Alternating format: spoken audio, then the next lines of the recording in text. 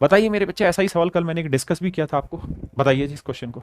गौरव तोमर जी, बहुत बढ़िया। सुजाता दास कह रहा दिए गए चित्र में ए बी ई एफ और सी डी समानांतर है। कह रहा मेरे बच्चे ये लाइन और ये लाइन तीनों ही लाइनें आपस में पैरेलल। ई जी की लेंथ है 5, ये वाली लेंथ है 5, जी सी की लेंथ है मेरे बच्चे 10, ए बी की लेंथ है 15, डी सी की लेंथ है 18। तो कहता है जी ए सी की पूरी लेंथ बताइए क्या होगी। देखिए मेरे बच्चे, फिगर बड़ी करके समझाते हैं। अब आप लोग कमेंट में दबा के मुझे गालियां बकते हो कि सर बहुत धीरे पढ़ा रहे हो। भाई ज्योमेट्री में तो चीज़ें फील करानी पड़ती ना, तो इसलिए समय लगता है।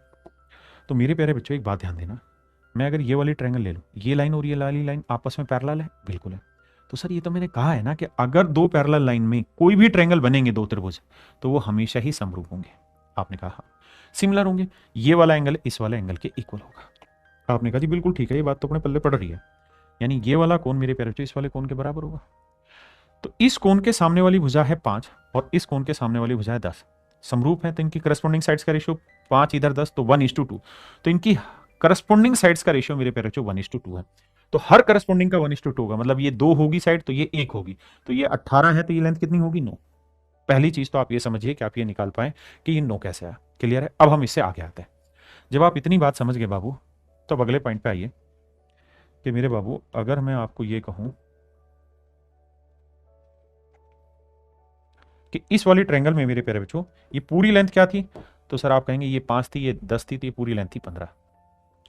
अब मेरे बच्चे हमें ये बात भी समझ में आती है कि ये वाली लाइन इस वाली लाइन के पैरेलल दे रखी है, तो इन दोनों साइड की लेंथ का रेशियो क्या है सर, 3 3 9, 3 5 15, 3:5।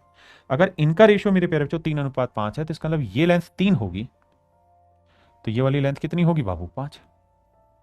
अरे बोलो भाई, ये लेंथ 3 होगी तो ये लेंथ 5, क्योंकि एक दूसरे के पैरेलल है, तो इनका रेशियो 3 5 है, तो इन लेंथ का रेशियो भी 3 5 होगा।